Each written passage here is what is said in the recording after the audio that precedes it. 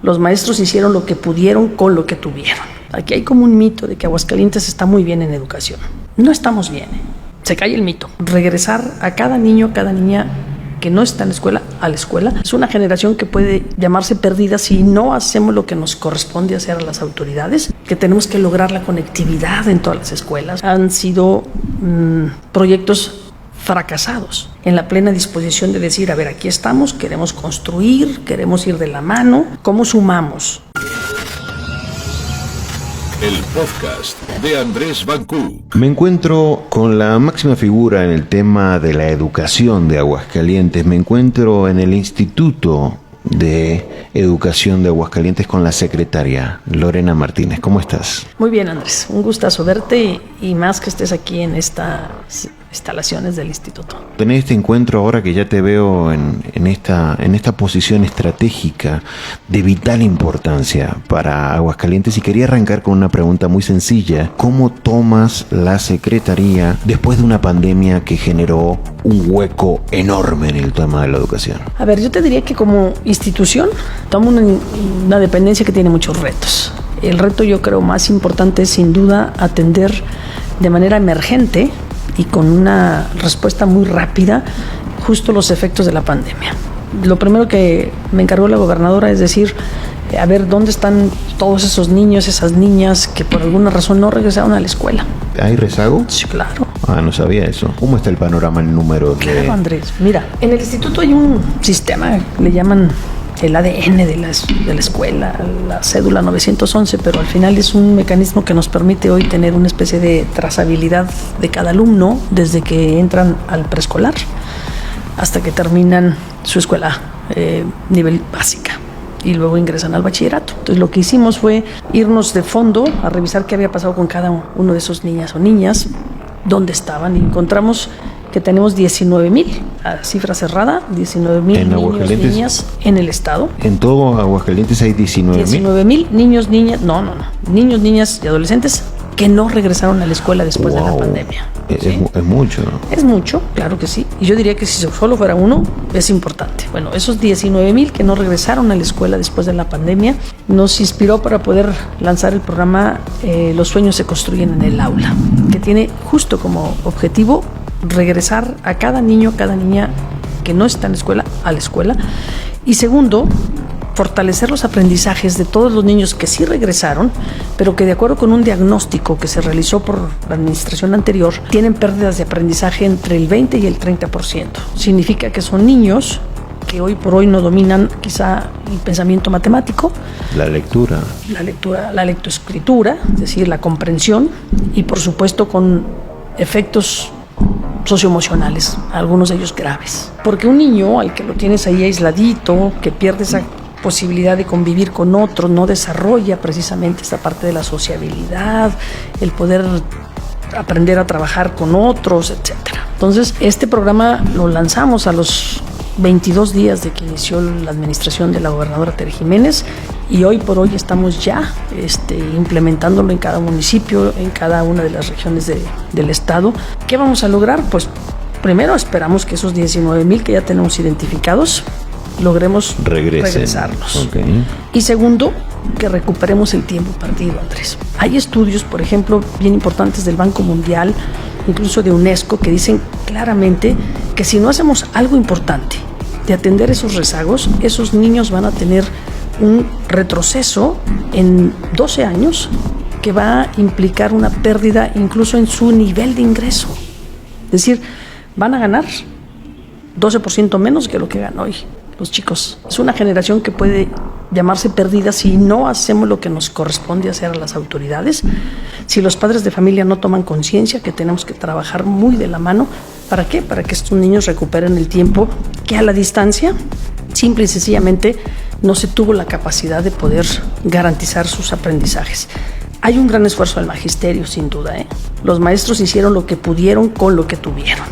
Es decir, no estaban acostumbrados a tener educación a distancia. Muchos de ellos no sabían dominar las tecnologías y sin embargo hicieron un gran esfuerzo por aprender, por implementarlo.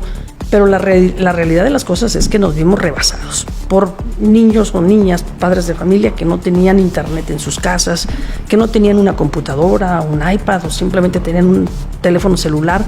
Los maestros les mandaban por WhatsApp las tareas o las instrucciones diarias. Imagínate. Y muchos de esos niños, sus papás, evidentemente, tampoco tenían los conocimientos mínimos necesarios para poder acompañar al niño. Esa es una realidad que es parte de lo que nos ha ocupado primero diseñar desde el punto de vista pedagógico, diseñar la estrategia, involucrar a la sociedad, vincularnos con el INEFJA, con las universidades para que nos den prestadores de servicio, y hoy tenemos una red que ya está consolidándose para lograr ese propósito. De los 19.000 y fracción que dices que abandonaron, ¿cuáles son las cifras que estiman para los próximos años o próximos años que puedan llegar a tener un retorno? Nosotros queremos que por lo menos de todos esos logremos el 95%. Es bastante. Sí. ¿Y los tienen identificados? Totalmente identificados. ¿Y los están yendo a buscar? Sí, claro. ¿Cómo? Con nombre y apellido. Literal estamos yendo a tocar las puertas de su casa. Del último domicilio donde quedó registrado que este niño vivía en tal calle. Literal lo estamos haciendo.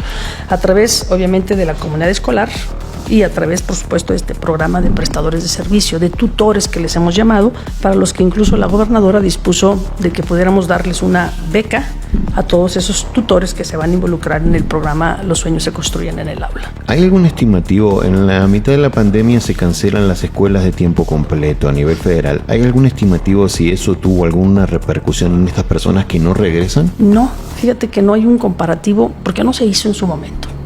Lo que sí hay, y esa es una realidad, es que la escuela de tiempo completo era sin duda la herramienta más importante para lograr el desarrollo integral del niño o la niña, en función de que el permanecer en la escuela, no solamente recibir alimentos, garantizarle la nutrición, sino la posibilidad de que pudiera tener pues deporte y cultura, sin duda, es un retroceso en cuanto a la política pública educativa en el país, me parece. ¿Y nosotros en Aguascalientes o la gobernadora o a través de tu trabajo en la Secretaría, tienen algún plan de emergencia para estos casos? Hemos estado platicando la gobernadora y yo sobre la posibilidad de poder implementar o retomar el programa de las escuelas de tiempo completo. En Aguascalientes había 78 escuelas de tiempo completo. ¿Cerraron? Sí, claro. Cuando escuchamos de que se canceló ese programa, estamos hablando de que literal cerraron. Literal. ¿Qué pasó con ese personal que trabajaba? Están adscritos en otras. ¿Los movieron? Algunos de ellos siguen sus propias escuelas. Okay. ¿Qué pasaba? Bueno, en las escuelas de tiempo completo lo que había era personal que estaba contratado por honorarios, que eran los que cubrían los tiempos extras. Y era donde se daban las clases de deportes o las clases de cultura. Es decir, ese personal pues está readscrito a otras áreas, y los maestros que son, digamos, docentes, los que tienen plaza, esos siguen en sus escuelas, ¿no? Entonces, literalmente, ¿en dónde está el ahorro de haber cancelado eso? En ningún lado. ¿Y por qué se cancela, en tu conocimiento? Yo creo que es un tema de percepción, y también es un tema desde el punto de vista filosófico de cómo vemos el objetivo de la política pública educativa, ¿no? ¿Pero qué fue me levanto un día y cancelen esto porque sí? Pues yo creo que sí. Qué complicado, porque trae un tema muy, muy complicado. En Aguascalientes, 70 y ¿cuántas escuelas? 78 escuelas. ¿Cuántos niños estaban en ese programa? Pues échale un promedio por escuela, debemos estar hablando como 500, entre 400 y 500 niños. Eso es más o menos lo que tiene una escuela normal completa, digamos. Puede ser 18, 12 grupos, máximo 18, ¿no? Que es lo que permite la norma. Es muchísima gente. Sí, es una lástima. Me parece que ese es un programa que además en el mundo, en los países desarrollados, pues la mayoría de las escuelas son así, ¿no? Son escuelas que además permiten que los padres de familia puedan combinar muy bien su vida laboral mientras sus hijos están en la escuela, donde sus hijos están cuidados y sus hijos están aprendiendo todo el tiempo, donde además reciben alimentos. Me parece que era un proyecto muy importante. Estamos echándole números, Andrés, ahorita a propósito, estamos echando números para el 2023 de acuerdo con el presupuesto. Hacer algo. A ver si podemos recuperar este programa y poder reabrir esas escuelas. Esas otras, ¿dónde me parece que es importante retomar estas escuelas? Sin duda en todas aquellas colonias o regiones de la ciudad o del estado en donde la composición de la familia o la composición de los ingresos de las familias necesitan un empujón, Andrés. Es decir, que garanticemos realmente que los niños ahí tienen garantizado el alimento con las correspondientes vitaminas y proteínas que se necesitan en la infancia, y por otro lado también en donde pues la capacidad económica de las familias no les permite poder tener una persona que cuide a sus niños mientras los papás desarrollan sus tareas. Respecto a hablábamos de la pandemia, el tema que nos enfrentamos a la tecnología, ¿cómo estaba tecnológicamente cubierto el Instituto de Educación de Aguascalientes? Fíjate que estamos un poco en pañales. Se han hecho muchos esfuerzos. Yo recuerdo, no de ahora, desde hace muchos años, se ha hablado mucho de las aulas STEAM y se habla de N cantidad de cosas que se han hecho. La realidad de las cosas es que han sido proyectos fracasados. Uno, porque no ha habido continuidad, ¿sí? Ha habido un sexenio que han empezado un modelo y luego llega otro y lo deja atrás y arrancan uno nuevo. La realidad de las cosas es que hoy prácticamente de las escuelas, las que tuvieron en algún momento un aula tecnológica, por llamarlo así, o un laboratorio de cómputo, muchas de ellas se desmantelaron. Bueno, aquí nos hemos encontrado en alguna bodega, no sé, montones de computadoras ahí basura guardadas, basura, ¿sí? Electrónica. Porque ya. Además en la tecnología, tú lo sabes, hay que estar actualizando. Es una cosa muy dinámica y me parece que el modelo de comprar equipos de cómputo pues no es el mejor. Bueno, si no tienes para dar el mantenimiento o la actualización, compras fierros y quedan obsoletos en 6 meses. Entonces, por un lado está la falta de equipamiento en las escuelas, por otro está el tema de que tenemos que lograr la conectividad en todas las escuelas. ¿No hay internet en todas? En todas no. ¿Vas a trabajar para eso o van a trabajar? Yo te diría que tenemos una cobertura más o menos aceptable en el 70% de las escuelas, que es el diagnóstico que hemos hecho. En el resto tenemos problemas donde sí hay una conexión a internet, pero es una conexión de internet que apenas es suficiente para conectar un teléfono celular. Y evidentemente no soportaría ningún laboratorio de cómputo, no soportaría una plataforma, digamos, de gran alcance. Hemos platicado con la gobernadora y con el titular de la Secretaría de Tecnologías del Gobierno del Estado, con Ramiro, justo para que el proyecto sea integral. Por un lado, corre esta secretaría que está justo ahorita preparando un proyecto que va a presentar a la gobernadora para garantizar la conectividad en todo el estado, y ahí es donde nos colgamos nosotros. ¿Eso para cuándo? El Ramiro y lo hemos venido platicando, Ramiro Pedrosa, que finales de enero estaría una propuesta integral en ese sentido, y el Instituto de Educación sería uno de esos usuarios, quizá el más grande, de los usuarios de lo que puede hacer esa gran red, que es una demanda muy sentida. En días pasados vino la secretaria de Educación, Leticia Ramírez. Hicimos un recorrido por escuelas de la ciudad y del estado. Fuimos un telebachillerato en Tepesalá, y a pregunta expresa de verdad con los telebachilleratos, pues qué les interesa más, ¿no? Y todo fue un clamor, el internet. Tenemos 12.000 becas que entregan esta semana. ¿Qué implica? ¿Qué son esas becas? ¿A quién se las dieron? ¿Cuánto dinero es? ¿Cómo se distribuye? Uno de ellos son becas para la permanencia, es decir, garantizar que los niños permanezcan en la escuela. Esas van dirigidas a los niños o niñas de más bajos recursos económicos en las escuelas. Se hace un estudio socioeconómico. Se hace un estudio socioeconómico, se valida por el director de la escuela, que es el que finalmente conoce a la comunidad escolar. Otras son las becas de excelencia, que son las que se dan a las niñas, niños y adolescentes que obtienen las mejores calificaciones, y eso, pues el propósito es estimular y que puedan ser un ejemplo con los demás niños de que el esfuerzo se premia, que eso también es importante.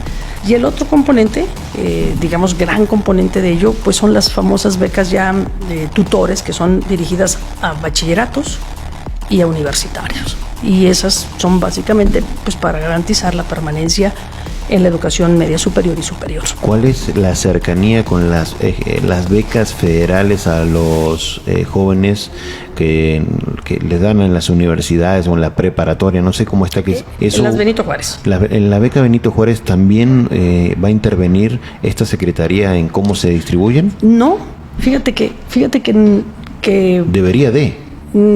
Sí va a haber, hay coordinación, y es una coordinación muy reciente, Andrés. recién empieza a verse esa unión de poderes. Yo debo de reconocer que, por ejemplo, el Adrián, el enlace de educación, Adrián Rodríguez, aquí, desde mi llegada, ese mismo día yo le eché una llamadita en la noche, al día siguiente ya estaba aquí, y hemos venido construyendo una relación de mucha coordinación.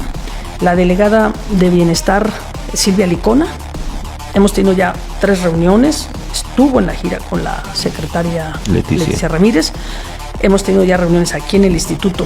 Sorpresa, pues sí me dijo que era la primera vez que venía al instituto.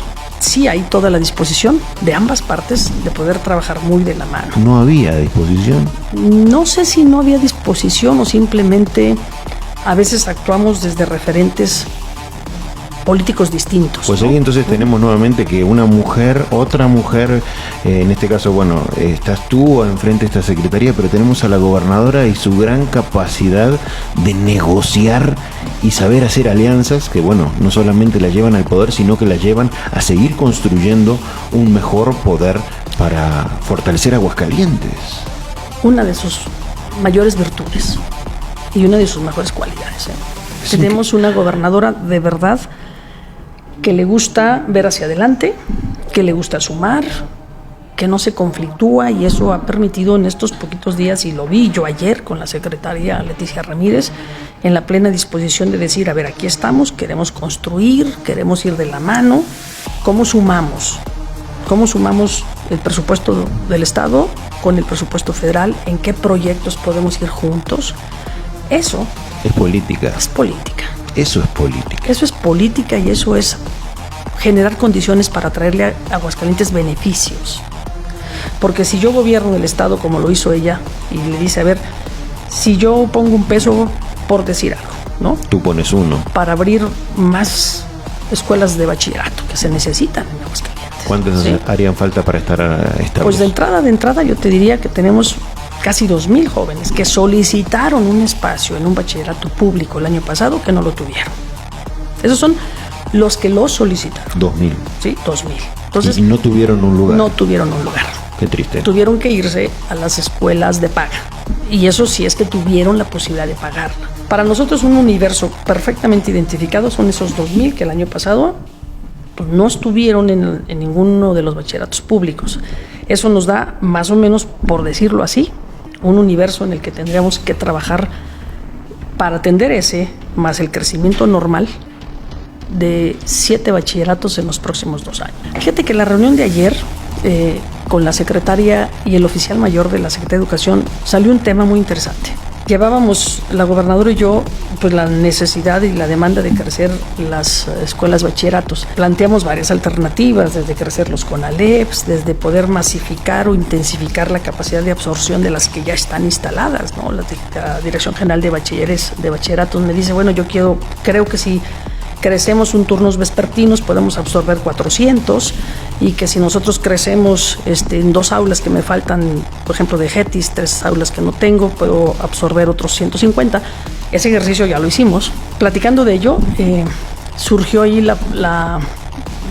un proyecto de nacional que a mí me pareció bien interesante, y que les dije, bueno, yo levanto la mano para que Aguascalientes pueda tener un bachillerato de deportes de alta especialidad, que está haciendo el gobierno federal, que me gustó. Están abriendo, por ejemplo, un bachillerato para atletismo en Tlaxcala, un bachillerato para béisbol en Sinaloa, un bachillerato de carrera de fondo en el Estado de México, que son deportes, si te fijas, que han dado deportistas resultados de alto rendimiento. Sí. ¿Y en Aguascalientes cuál tocaría? Pues yo les dije que Aguascalientes tenía toda la infraestructura para poder recibir los bachilleratos de especialidades de deportes acuáticos. ¿Por qué? Porque tenemos una infraestructura de albercas olímpicas que tenemos que maximizar su uso, porque Aguascalientes en los recientes Juegos Nacionales ganó, por ejemplo, el primer premio de waterpolo. ¿Sí? No sabía eso. Sí. Mira. Sí. Entonces, creo que pudiera ser esa una opción. Platicándolo, les gustó la idea, les gustó la propuesta. Entonces creo que podemos ir bordando cosas con la federación que atiendan las necesidades que tenemos y que son también prioridad de ellos. Así es como podemos ir maximizando presupuestalmente el sector educativo, ¿no? ¿Cómo definirías a Lorena Martínez en una palabra hoy en día? Trabajadora. Sin duda, reitero lo que te he dicho en otra oportunidad. Eres una política que siempre hace buena política y siempre está ahí presente. Me alegra que haya otra mujer a cargo de este barco. ¿Qué se proyecta para el 2023 como prioridad? 3 prioridades, están 3 bien claras, que las planteamos ayer también. Contrario a lo que se cree, aquí hay como un mito de que Aguascalientes está muy bien en educación. No estamos bien. Se cae el mito. Porque el primer gran logro que debe tener un Estado en materia educativa es garantizar la cobertura. Es decir, que cualquier niño que necesite un espacio en la educación básica, en la primaria o en la secundaria, lo tenga, ¿sí? Pero resulta que no.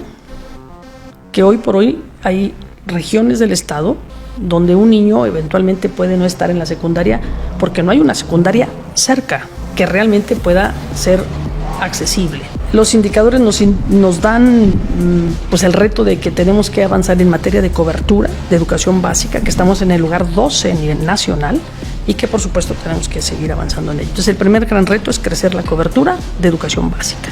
Te lo pongo así de sencillo. Punto. Hacer escuelas. ¿Hay presupuesto para seguir a agregar maestros? No, eso fue lo que fuimos. Fueron a buscar eso.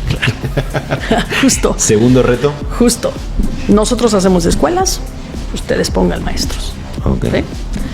El otro gran reto sobre el que tenemos que trabajar es la educación media. ¿Por qué? Porque en la educación media es el nivel educativo donde tenemos la mayor deserción. Es decir, es donde perdemos el mayor número de absorción de los muchachos que salen de secundaria. Okay. ¿Sí? Y tiene que ver también, obvio, con la suficiencia de oferta educativa, pero también tiene que ver con otra cosa, que tenemos que hacer que los bachilleratos sean más atractivos para los jóvenes, que vean en el bachillerato sí la posibilidad de tener una educación media, pero terminal al mismo tiempo, que les permita incorporarse de manera más rápida al empleo, y que generemos técnicos lo suficientemente preparados para que puedan sí surtir a la industria de Aguascalientes, pero de una manera más de vinculación dual. Lo que se ha visto en educación superior dual, superior es como un modelo ya más acabado en Alemania o en Francia, y aquí no lo hemos bajado al nivel de bachillerato. Y el reto es bajarlo.